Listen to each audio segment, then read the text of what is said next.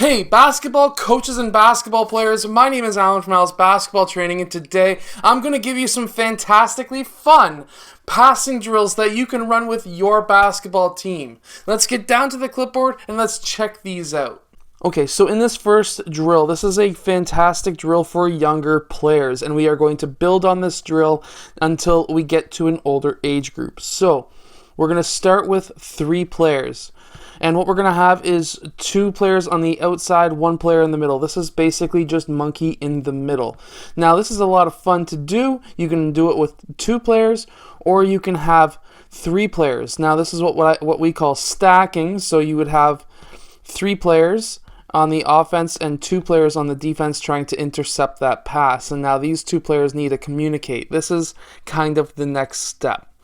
So at the extremely young level, you can teach the players how to pass through gaps of the defenders. So when a player is trying to block your pass, they're generally having their arms straight out like this or up like this.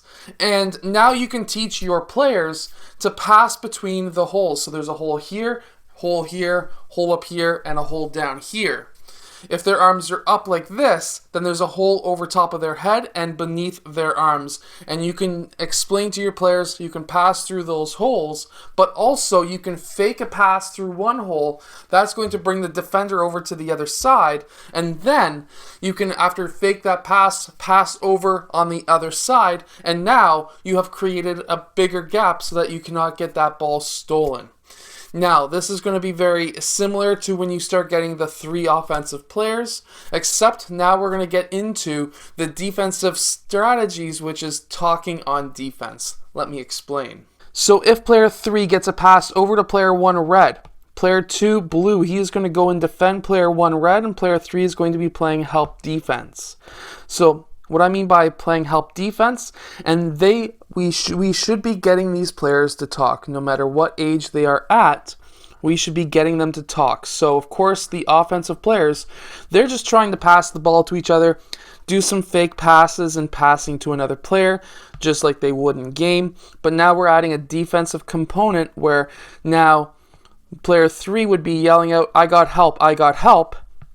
So that now if player 1 passes over to player 4, player 3 should be able to cut off that pass. If player 1 passes over to player 3 red, and player 3 blue should be able to cut off that pass. Now, how I like to explain it is if player 1 passes the ball and player 3 blue intercepts that ball, now what we need to do is have player 3, he is going to be the one who is going to be taking player 1's spot, and player 1 will now be defense. And now we can continue to move around where we're not just having the same passing players. If you're a good defender, now you will become a passing player. And of course, passing players are doing less cardio, which means that the players on defense want to be the ones passing, which is now showing them and giving them competitiveness as to getting better on defense. Meanwhile, the passing players, they're going to be getting even better at passing because they don't want to be in the middle, because obviously there's more work to be done in the middle.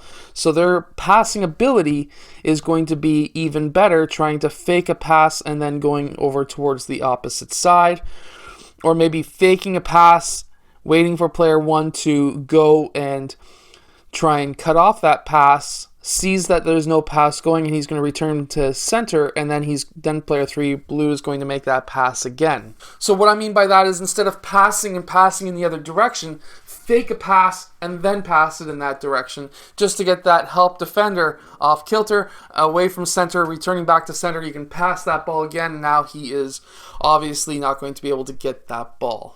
Now, what I like to do as well is I like to add in, at the older age groups, an offensive component to this. So, what I like to have is say, okay, offensive players, you have 15 or 30 seconds, depending on what I feel like doing that day, to keep that ball away from the defense.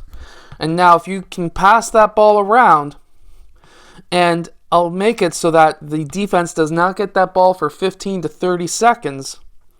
What I want to see happen is now those 3 players with the ball I want those players to go on offense and score on that rim. Meanwhile, these two defenders are going to scramble to try and get in front and stop the ball from being scored. Meanwhile, let's say player 3 makes that pass and 2 blue intercepts it within that 15 to 30 second time span. Now I want to see those two offensive, or now they're offensive, but those two defensive players to turn into offense and try and score on that rim, while players 1, 4, and 3 red are going to try and defend them and stop that from happening. And this is when you can start adding in a point system. So you can say, hey, we're going to go for 5 minutes. We're going to have 6 players or 5 players on one end, 5 players on the other end, or maybe have 5 players. If you have 15 players, you can go 5, 5, and 5 on different nets. And then you can go and just basically run through this drill for 5 minutes and say the team with the highest score wins. And you can keep on moving like that. This is a great drill. Now, this next drill is also a ton of fun as well. So this next drill is going to be incorporating some kind of an offense. So if you're running a 5-out or a 4-out motion, or an offense that runs a lot of screen and rolls, then this is a drill for you. Now what we're going to have is player 4 pass over to player 3. Now player 2 is going to go man on. Player 3 is going to move back. We're going to have a screen set on player 2. Player 3 is going to use that screen, and the defense is going to then decide, are we going to switch or are we not going to switch, and am I going to fight? So what I want to see happen is obviously the defense talking. So we're going to have now player 2, let's say player 2 tries to fight and stay with his man, and player 4 rolls. Well, now player 4 is covered, player 3 is covered. Well, let's say player 3 passes over to player 1 and he takes that shot. That's one option. Or let's say, for example, we have player 4 setting that screen on player 2. And now player 4 sets that screen and there's a switch. So player 3 or player 2 calls out switch and player 4 rolls towards the basket. That's when I want to pass to player 4 for that layup. Now, what I like to do is there's a few different ways to do this. So you can have these 5 players running with 2 defense, or you can have another defender and say the exact same thing. So now let's say we have a defense like this, and we go 3-on-3, couple of passes, and this is how we like to set it up. So I like to personally set up a 5-out motion with my team, and you may be the same. You can also incorporate your own plays into only having 3 offensive players, so that you're not just practicing but also practicing your plays at the same time, so they're learning in-game skills while learning your plays. It's fantastic to do it this way. So we can have player 3 pass to player 4, set that screen. Player 4 uses that screen. We don't want to have that shot right now, even though in game it may be open. If player 3 rolls, then we can hit player 3. If player 1 plays help defense, we can kick it out to player 1, and player 1 can take that shot. Or player 3 may have gone in for that layup. Or even player 4 could have taken that shot. You can incorporate that into this drill as well. But basically, what I want to see is a part of your play broken down into a drill like this. So now they're learning a screen and roll. We're learning how to set up a screen and roll with a pass. We're learning how to do a skip pass after a screen and roll. And these are all skills that players are going to need to develop over the next 5, 10, 15 years to understand how to pass in game. And if you can incorporate half of your play that you're already doing in your games and incorporate it into a drill like this, now you can even cut back the amount of time that you're spending on teaching plays and teach your team more skills. So this is a fantastic way. This is how I like to teach a lot of the teams that I've coached, where, hey, instead of having to run a 30-minute part of the drill or part of the practice, cut away 30 minutes just for plays, which I've seen so many teams do. And now, if we can incorporate some of our plays into drills, now we can cut that 30 minutes down to 15 minutes of plays, and now add that extra 15 minutes of drills that can help your team improve.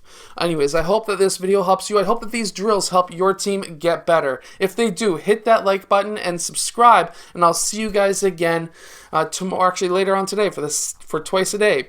or it's for the second video of the day. I am losing my mind. This coronavirus quarantine stuff, not going outside, is bothering my brain. Anyways, I hope you all are healthy and not sick, and I hope your families are doing well as well.